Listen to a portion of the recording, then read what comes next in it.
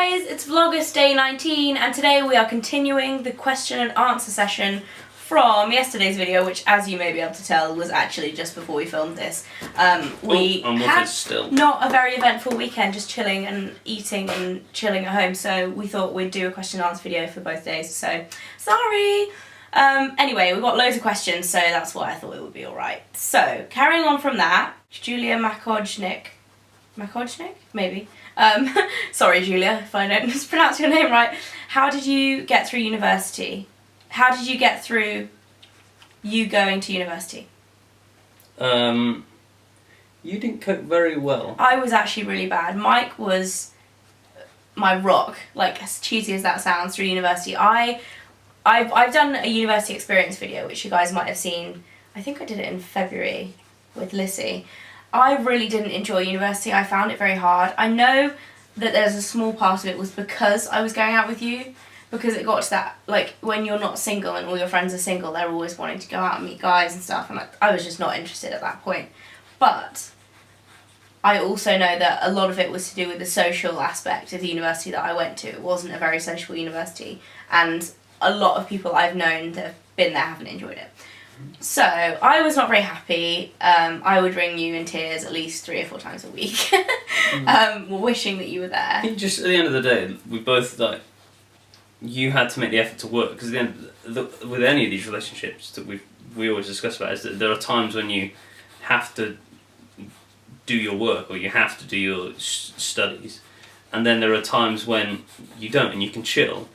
And you know they're only around the corner what's coming. And that was the way I always used to look at you. Look, you've got holidays coming up, you're going to spend a month It was more like, you've got a week, and then you can come home and see me at the weekend. And like every week. You used to drop me at the train station, we used to alternate weekends, so every other weekend you'd come to London and see me, and then every other weekend I would come home. Yeah. Every Sunday night I'd be in tears with you leaving, like, guaranteed. I think that question was probably directed more at, like, how did you get through it, as in, like, going away and being apart from each other. We very much didn't deal with it like that. For me, it was more like, how did I get through university when I wasn't enjoying it? And it was pretty much 100% thanks to you. Because my parents were very, very relaxed, and they were basically like, by the end of the first term, I knew that it wasn't really for me.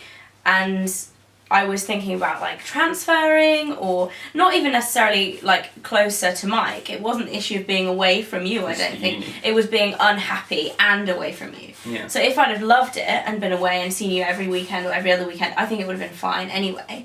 But it was the combination of both, I think, I found really hard. And my parents were like, well, you can transfer, you can, you know, you can quit uni if you want to, we'll support you. You know, it's your decision, whichever you think is the right decision for your life and where you want to go and how hard you've worked to get to where you are. So they basically, like, I could have done whatever I wanted, but it was you that just said, look, you're at a great university, there are so many positives, you're in London, you've got lots of friends in London. To do what you have a chance to do.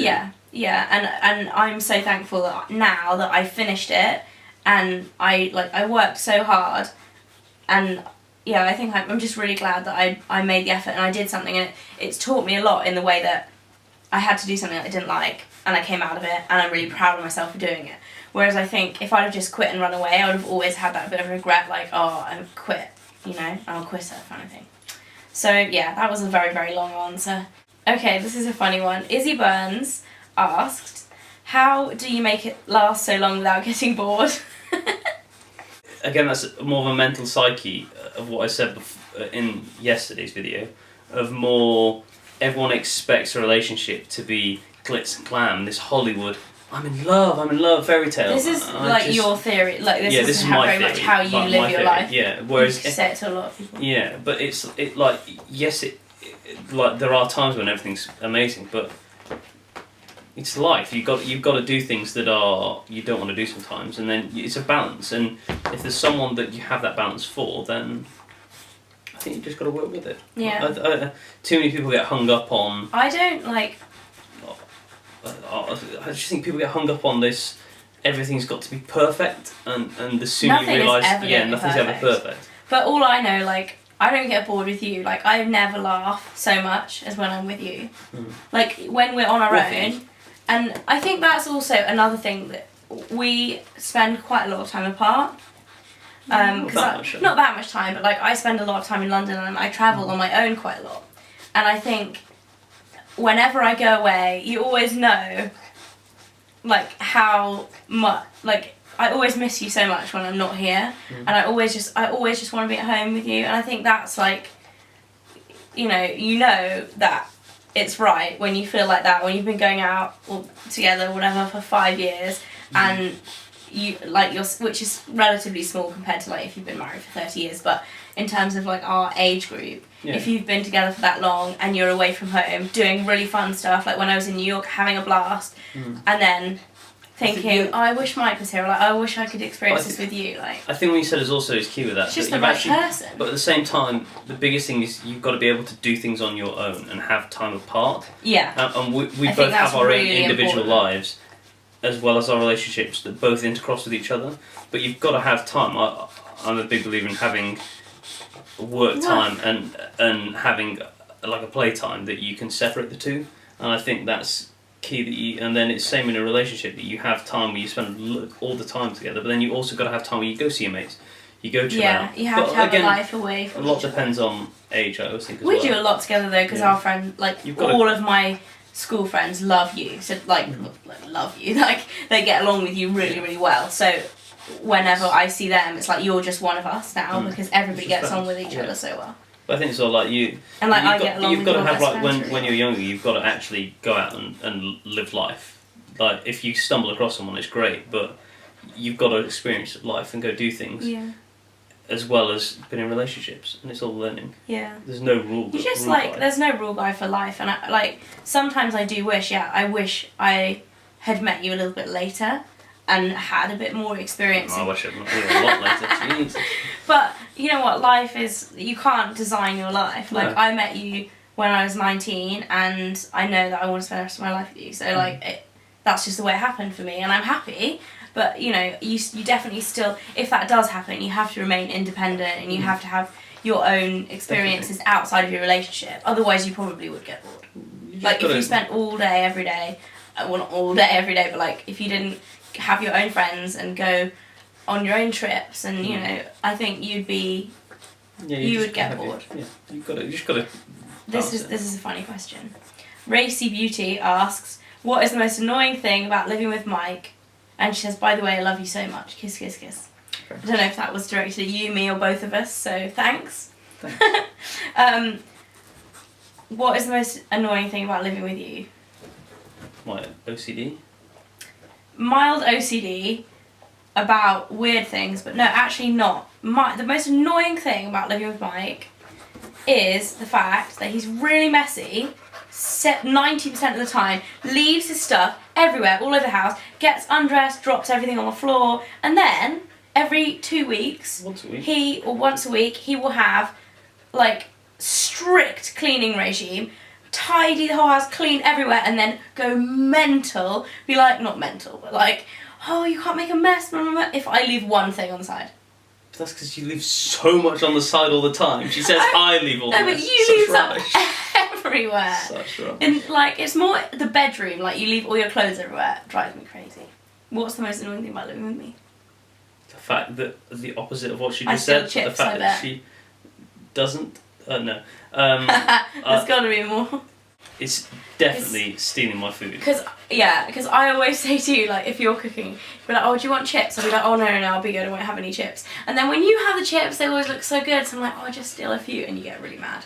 The thing is, I again, it's like OCD, that I massively have, like, a proportion of chips to meat to vegetable. I know it's very old-fashioned style, but I like my, like, meat and two veg kind of thing. But I just, if you've got a piece of meat, a piece of vegetable, and a piece of potato or something like that, or chips left, and you've got the right, like each individual, if I've got like 6 portions of each left out, you'll steal a chip when I've got, so then it's left off. This is his OCD. This he has like portion control issues. Precisely. Okay, I'm looking through for a final question. Final question. You can pant to your heart's content in a minute. What if that hasn't stopped you through the rest of this video? Someone's asked, how did you propose? Did we not say that in the proposal video? I think we did, didn't we? It was on the beach. I don't know if I said it. I'm pretty sure I said it. It's on the beach at sunset. I'm not going to count that as a question because it was very... I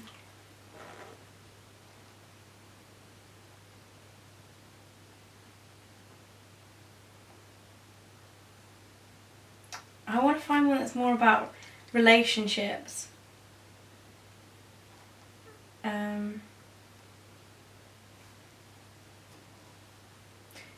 Okay, this is an interesting one. Ellie the Awesome asks, what are your tips on being comfortable in a relationship if it's the first relationship you've ever been in?